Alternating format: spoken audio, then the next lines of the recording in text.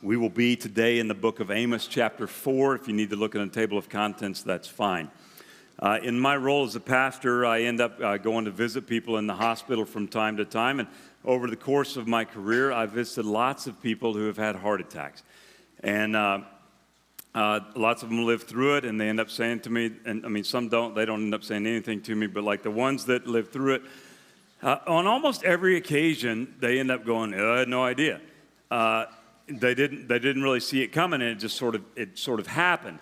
But then they run these tests, and physmodefibrilators, whatever it is, they do these testings, and they find out like, oh wait, there were some sort of warning signs that maybe led up to this. That there was something going on. That it's possible, and that you don't leave them in some castle of guilt. But like the point is that there were like symptoms that you really couldn't even see, but they were like scientifically verifiable, that had enough searching been done, you could have found those, right? And you just go, yeah, the heart attack thing was real, it was there, and it was serious. Now, we're not here to teach you medicine today or to practice any of that sort of thing. I'm not about telling you to go on a diet, but we're saying spiritually, the spiritual equivalent to a heart attack for the Christian is hardness of heart. Right? So for the believer, so that means that you've come to the point in your life where you recognize you were a sinner, that your sinfulness separated you from God. Somebody told you about Jesus came, that he's fully God, he's fully man, he died on the cross for your sins. And that by believing in him, you could receive everlasting life, right? You could become a new creation. Then as this new creation, right, which you are, you still make free and real choices, and you still can live a healthy spiritual life or an unhealthy spiritual life. And an unhealthy spiritual life lived long enough results in hardness of heart. And hardness of heart is a sort of spiritual disease that is very difficult to break. It's very difficult to sort of get rid of. In fact, it typically requires you breaking for it to be treated well. I have experienced this in my own life. I grew up in the faith. I became a believer when I was like 8 or 10 years old. There were periods of time that I would be devoted to Jesus as much as an 8 or 10 or 12-year-old could be, right? But I would be, and then there were also periods of time where I never like disbelieved, I just didn't care. And then especially the first 3 years of college, I still went to church, but I didn't have any concern for spiritual things. So if that's where you're at today, welcome. Welcome. Also, when we're talking today, there's going to be this great temptation to only think about the idiot in your life that needs to hear this. And I'm just saying, great, pray for them. At the same time, somebody's thinking about you, right? It's possible that's the case. So we just don't ever want to get to be that. I'm going to say some things that might be hurtful, but I'm also speaking to me in the same vein. So Amos is giving this sermon, and last week at the beginning of the sermon, he was talking only to the women, toward the greater nation at large, because it's in the Bible, right? But he's like, you fat cows of Bashan, right? And he's saying, They had no right, Israel as a nation had no right to represent God apart from his character. And so he was furious that they were not looking out for the weak and voiceless in their community. And so here we're going to see for our own lives kind of there'll be 3 of these like symptoms of hardness of heart. So chapter 4, and we'll pick it up in verse 4. He says, go to Bethel and sin. Go to Gilgal and sin yet more. Bring your sacrifices every morning, your tithes every 3 days. So when you read that, just so you can make sure that I'm never doing like magic with the Bible, you see that Amos appears to be giving them instruction for their worship practices, right? So he says, go to Bethel and sin, go to Gilgal and sin yet more. Bring your sacrifices every morning, your tithes every 3 days. So at a very surface reading, as you look at it and go, yes, that Amos appears to be giving them worship instructions. But when you look at that and you think about the role of a prophet, would a prophet ever tell the people deliberately, like, yes, go sin? It is God's command. No. So in reading this, you should see that he's being sarcastic, right? One of the great gifts to the world when used rightly. It can be harmful, but it also can be a great attention getter in people's lives when sarcasm is rightly placed. And that's exactly what Amos is doing. He goes, go to Bethel and sin. Go to Gilgal and sin yet more. So the equivalent in your own life, at some point when your parents were maybe advocating that you don't play on the roof, don't juggle chainsaws, whatever it was they didn't want you to do, and you're like, I'm going to be fine. And then at some point they went, fine, go ahead and do it, right? And you interpreted that to mean, well, you told me to do it, and then you got hurt, right? So they were being sarcastic. They were trying to get your attention. And so Amos, it's pretty cool where he says, go to Bethel and sin. So you're talking to a people who are engaged in spiritual habits, right? We're not talking to irreligious people. Talking to people who are regularly engaged in spiritual habits. It says, go to Bethel and sin, go to Gilgal and sin yet more. So he's being sarcastic to get their attention of going, just keep it up. Just keep doing your spiritual habits. What you're not understanding is somehow in the doing, which we'll get to the why, somehow in the even doing of those spiritual habits, you're sinning. That you're sinning even more. And it's kind of extraordinary because Bethel is talked about in Genesis 28. You don't have to turn there, but Jacob, so it goes Abraham, Isaac, Jacob, has a dream there one night. And in that dream, God reiterates to him the promises that he had made to his grandfather Abraham, that the entire world that would be blessed through him, right? That Messiah would come through him. And when Jacob wakes up, it's a real spiritual eye-opening moment. And he goes, this place is Bethel, which means the house of God. Right? So it was a place that was designed that there his attention was gotten in a spiritual way. So you would think in the future, like if you were going to be in Bethel, it would be like, yeah, that's a spiritual thing, that this is God working in a spiritual moment. Then we see in Joshua chapter 4, Gilgal mentioned. So when Israel had been released from captivity in Egypt, then they spent 40 years wandering in the wilderness. And all the people that were age 40 and over had died. And so now we have this young generation that's about to get to go into the promised land. Before they go into the promised land, though, God tells them to tell the others that all of these men, all of them have to be circumcised, right? So you've got all of them have not been circumcised. That happens at Gilgal. And it says, so many were circumcised that day that they named the place Gibeath Haraloth, which means hill of foreskins. Sorry, that's free. It is in the Bible, though. So it's a spiritual moment, right? An attention-getting moment in both of these places. And he goes, go to Gilgal, or go to Bethel and sin, go to Gilgal and sin yet more. He says, you can go to these places, and you're going to these places, and you're sinning even in the doing of your spiritual habits. And we kind of see how. He goes, bring your sacrifices every morning. No individual Israelite was commanded to offer a sacrifice every morning. The priest would do that on behalf of the nation, but you offered sacrifices based upon sin in your life or holidays of the year or that sort of thing. And so he's going, hey, go there and just ramp it up. Do it as much as you want to do it, and the sin is still there. He says, bring your tithes every 3 days. Your Bible, if it's NIV, might say every 3 years. I don't know why, because the Hebrew word is day. So he's like, bring them more than you have to bring them. They had to bring them every 3 years. He goes, bring them every 3 days.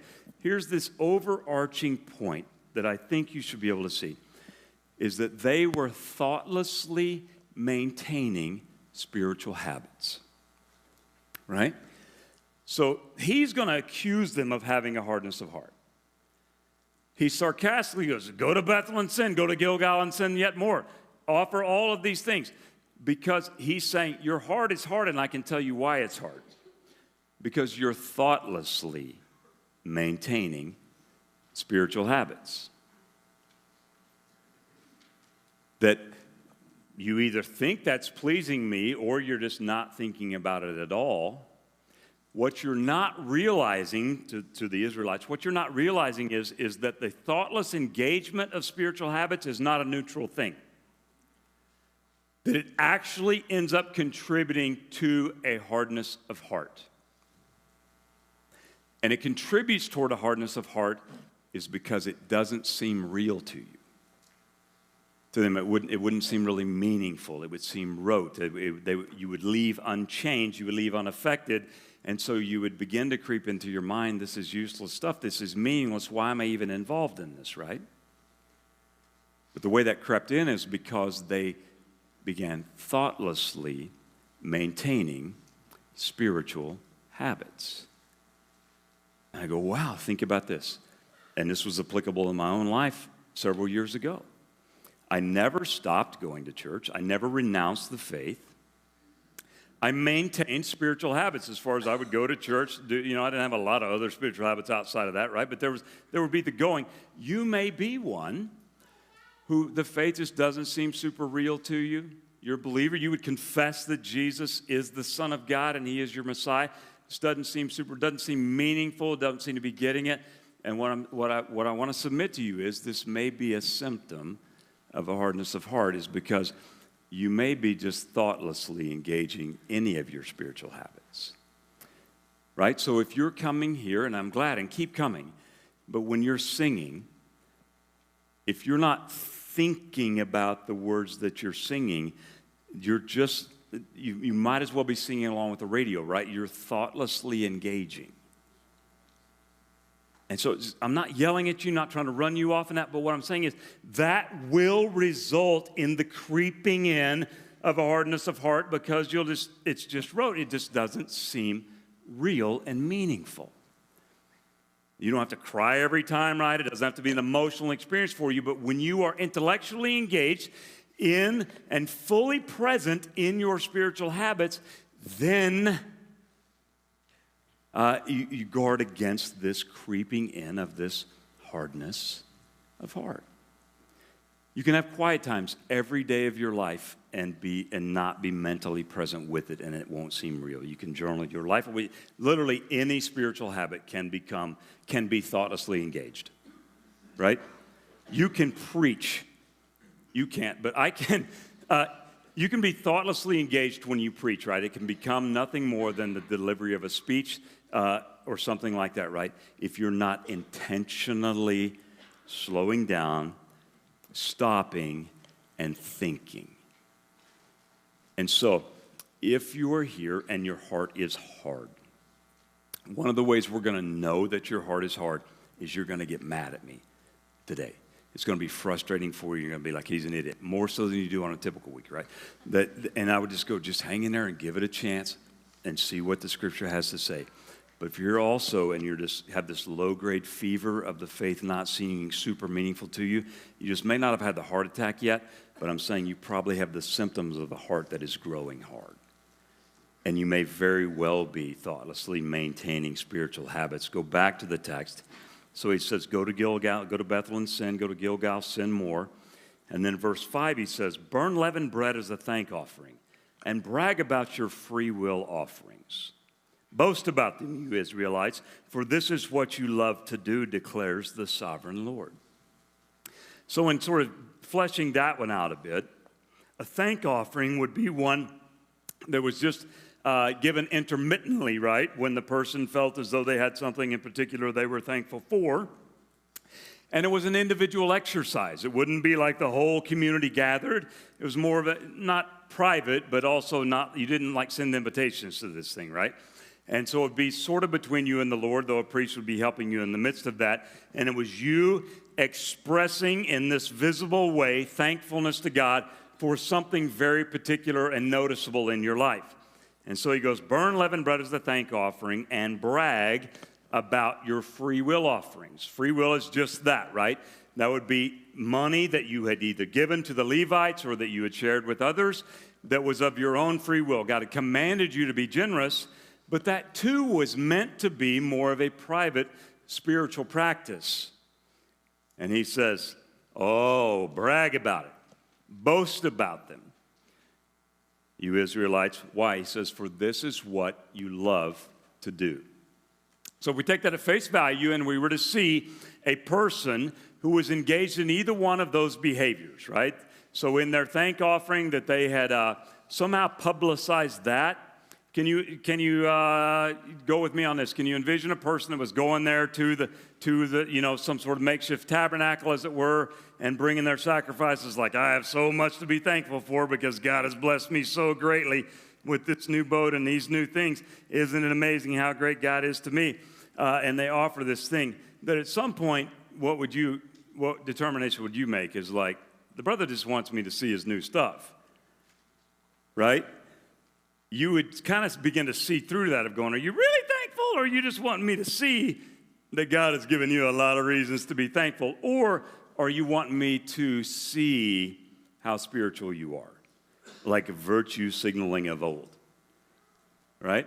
And then it says, brag about your free will offerings. Again, that was something that was sort of meant to be between you and the Lord. Even in the Sermon on the Mount, right? He's talking about when you give, that you don't really tell others. Because why? Because God rewards that behavior in his own sort of private way.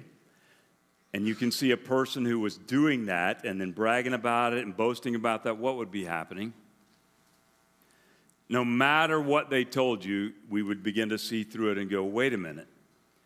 You've made something that's supposed to be about God about you. Right? So the first symptom of their hardness of heart was, we saw that they were thoughtlessly engaging in spiritual habits. And the second sort of symptom that we see is they were selfishly engaging with their spiritual community. They were selfishly engaging with their spiritual community. Right? So things that really should have been truly about God.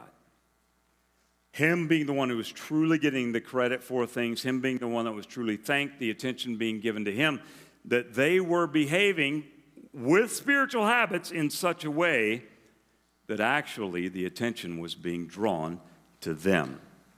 And we'd go, that's selfish, right? That's manipulative part of the community. And this person, over time, something's going to happen, right? They're going to start to ostracize the people that are around them. They're going to start to become more judgmental because they'll believe their own press. And then people that aren't doing the same things that they're doing, they begin to look down upon them spiritually and fancy themselves to be in quite a bit better place, right? So you can just see how the calcification spiritually of their heart could begin to grow the whole time they're engaged in spiritual things. And I submit to you, it could work like this. It doesn't say it always works like this, but it could. When we come to church and we're a part of a spiritual practice, right? And then maybe even you're thoughtfully a part of that spiritual practice. And then when we leave, the questions that we ask ourselves is, was that good? Was he any good? And you're like, not really, but I keep subjecting myself to it, whatever, right? So we know, I really thought the music was good. I really thought the whatever, but I was a little frustrated because there was a blip there with the, we got to get new sound people, whatever, the temperature of the baptistry wasn't right, those sorts of things. And see how subtly it happened. I'm not railing on you, but see what happened?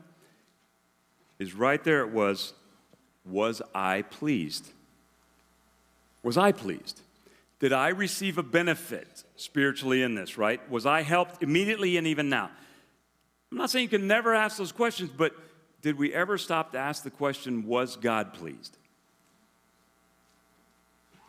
And that ought to be the first question that comes to our minds when we leave any gathering of believers together is, was God pleased? And if we go, was God pleased, then great. Then we could ask, like, was this helpful for me on this particular occasion? But was God pleased? And right, your heart wants to get hard because it's fallen, right? It is just like your heart wants to have a heart attack. I don't know if that's true, but believe me for the illustration's sake, right? That it just kind of wants to do this. And we just tend to selfishly engage our spiritual community. I'll tell you a way that you can end up doing it is you get in your small group together, right? And in your small group together, you decide, hey, we're really going to live life together. We're going to be open and honest with one another. And so maybe you have someone a little older who's begun to invest in you. And they meet with you on a weekly basis, and they just start asking you questions. And it's so awesome, man. You can dump the truck. You can tell them all about your life. You can tell them about this girl and this other girl, and I don't know why. Everything in the world, you can do that. And what I'll submit is you're you're selfishly engaging the spiritual community, because if I ever ask you, like, do you know anything about that person that you're meeting with? Do you ever slow down long enough to ask them questions? Do you pray for them? Have you learned what their concerns are, right? And you'd be like, oh, I didn't. And you're like, that's like seeing a counselor. That's fine. You pay for that. And it's good. Go see him. But in spiritual community, there's a togetherness. And so I would go, these folks had not stopped to look around and to see that, wait, I need to ask myself, is God pleased? And is this all, am I selfishly engaging the spiritual community, or am I, sort of rightly engaging them? So it comes on to this next one. And the next one, I'll just tell you before we even start, is like people who have a hard heart spiritually, or whose heart is moving that way, they just cannot connect the dots. I couldn't think of a better way to say it. They don't connect the dots as it relates to like events in their lives, interactions in their life, things people have said to them, things that have happened to them, right? They just don't connect the dots. Yet, lots of times, lots of other people around them can really connect the dots. They don't connect them because there's something that has gone on and their heart is so hard that they just can't do it. In fact, Proverbs 19, verse 3 says this. It says, a man's own foolishness ruins his life. Right? A man or a woman, a person's own foolishness, right? Their own choices ruins their life, yet his heart rages against the Lord. Right? So the reality is, it was that person's choices that got them where they are. But what that person is doing is angry at God for the situation that they found themselves in. And you and I would look at that and go, that is a person who is not connecting the dots. Because they go, wait, your choices are what got you here. Why are you mad at God? Well, they're mad at God because their heart is hard and they just can't see it. And if your heart has gotten to where it's hard, you're going to be frustrated with me right now. You may have tuned me out right now. The hardness of heart is a big deal. If you've ever suffered the tragedy of divorce in your family, if you've been a kid whose parents, whatever it is, right? Somewhere in that process, somebody's heart got hard. And the moment one of their hearts got hard, it only takes one of them, that marriage was almost irretrievable. The only way those marriages ever survived is if that person breaks. They have to break. You can't get new skills. You can't learn a couple of new things. You can't say you're sorry. They have to break.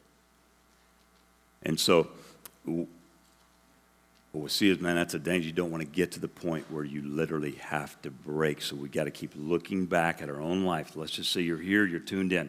Just being aware. Hey, am I thoughtlessly maintaining spiritual habits, or am I really thinking about my spiritual life? I'm engaged, I'm fully present. Am I selfishly engaging the spiritual community, or am I realizing that there's something sort of meant to be private, but also there's a give and take in this? I'm serving as well as being served. Verse 6, he's trying to tell them, he's trying to show them how they need to connect the dots. Verse 6, he says, I gave you empty stomachs in every city. The Hebrews there says, I gave you cleanness of teeth. So I'd say, well, I'm not a dentist, but like I bet you never would get cavities if you never ate, right? Your teeth would be super clean. So he says, I gave you cleanness of teeth. I gave you empty stomachs in every city and a lack of bread in every town. Look, yet you have not returned to me, declares the Lord. Now remember, we're talking about Israel as a nation, and Israel as a nation had the first 5 books of the Bible, right, access to that, and Israel as a nation had been given promises of the covenant, where he says, if you will obey me, if your hearts are in the right place, if your hearts are soft, all of these great things will happen. And if you disobey me and you have hard hearts, you can expect all these other things to happen, right? They can literally see it in writing. And he says, guys, connect the dots. Look, I've let you go hungry in some of these various towns. Why? hoping that you would get the message, that you would connect the dots between your hunger and the hardness of your heart. He goes, yet you have not returned to me. He says, I also withheld rain from you when the harvest was still 3 months away. I sent rain on one town, but withheld it from another. One field had rain, another had none and dried up. People staggered from town to town for water, but did not get enough to drink. Yet you did not return to me, declares the Lord. Right? But their own choice is what ruined their life, yet their heart rages against the Lord. Many times I struck your gardens and vineyards. I struck them with blight and mildew. Locusts devoured your fig and olive trees, yet you have not returned to me. Now, you could look at this and start thinking, that's a God of the Old Testament. He always seemed mad and tearing things up. Or you could look at this rightly and go, what an amazing covenant-keeping God who cares so much about the condition of the hearts of his people that he will go so far as to intricately control the weather and insects and bacteria, and he will carefully guide all of those things to get the attention of a people that he loves. See, that's not this anger-filled God. That's a God who will go to any means, to try to get the attention of the people that he loves. He says, I sent plagues among you as I did in Egypt. I killed your young men with the sword along with your captured horses. I filled your nostrils with the stench of your camps, yet you have not returned to me. I overthrew some of you as I overthrew Sodom and Gomorrah. You were like a burning stick snatched from the fire. He's like, you barely survived this, yet you have not returned to me. 5 times. He says, he gives an illustration, and he says, yet you have not returned to me. You have a people who are not connecting the dots. And he says, you can see this hardness that's going on. And I would say this, if you're here and your heart is hard, you're just mad, I would encourage you, in addition to being mad at me, is have the courage to do this. Have the courage to ask some of your friends, not your idiot friends, right? Like some biblically informed, faithful friends. Ask them to just look at the last 2-3 years of your life and let's just go through some events of your life. And let's just ask them to help you connect some dots.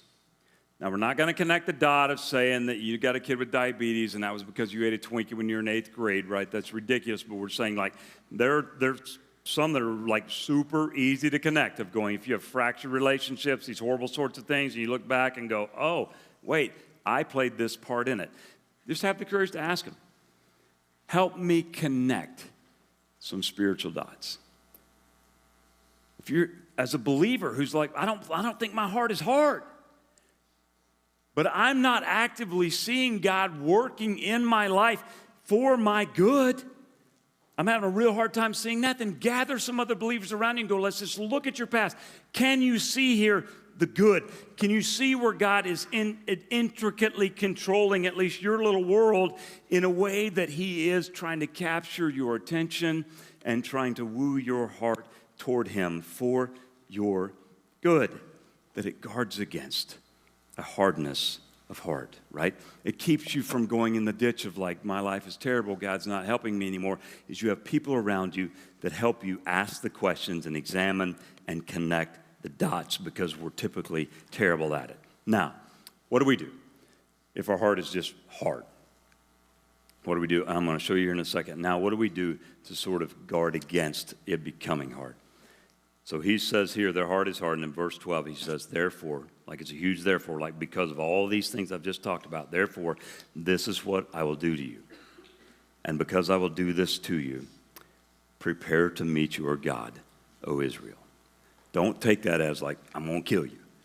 He doesn't tell them exactly what he's going to do, but he says this, you need to prepare yourself to meet me, right? To deal with me, to be sort of face to face with me. Because I'm going to get your attention. In fact, he says, he who forms the mountains, creates the wind, and reveals his thoughts to man. He who turns dawn to darkness and treads the high places of this earth. The Lord God Almighty is his name. The only way to deal with hardness of heart is by unconditionally surrendering. That's it. You cannot negotiate your way out of it with God. You can't go part way with it. I've tried all of those things. You will come to a point in your life that you must unconditionally surrender.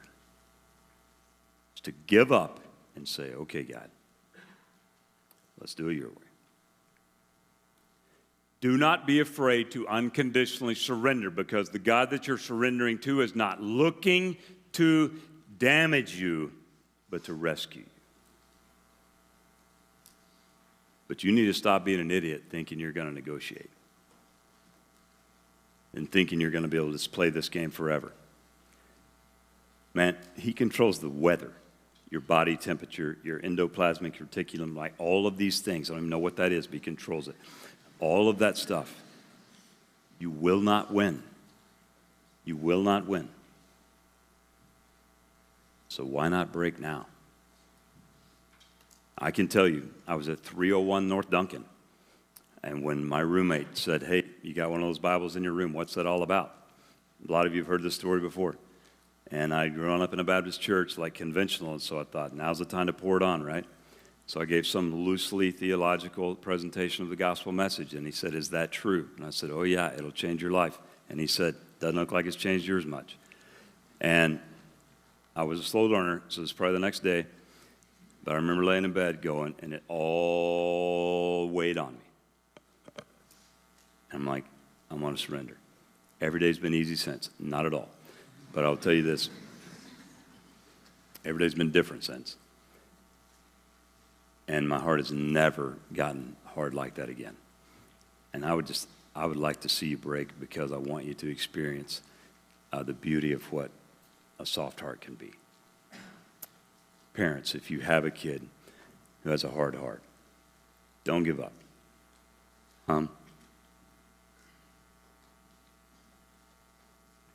God is content to take a really long time, but man, he's got so many more tools than you have, and he loves them more than you do. He'll get them. Easy way or the hard way. He'll get them. Heavenly Father, thank you for the chance to see this, and I pray, Father, for those of us who do have hard hearts, that you would guard us, that we would unconditionally surrender. And for those who have people close to them who have really hard hearts, Father, would you help us just maintain hope that you're working. And Father, help us have the courage to stand back and let you work. And that you would lovingly break them and draw them back to you. Father, thank you for the work that you've done among the people of Countryside and the way that you have cared for us for all of these years. And Father, I pray that we would just be a church filled with people who have examined hearts and soft hearts and caring hearts that love others well. Amen.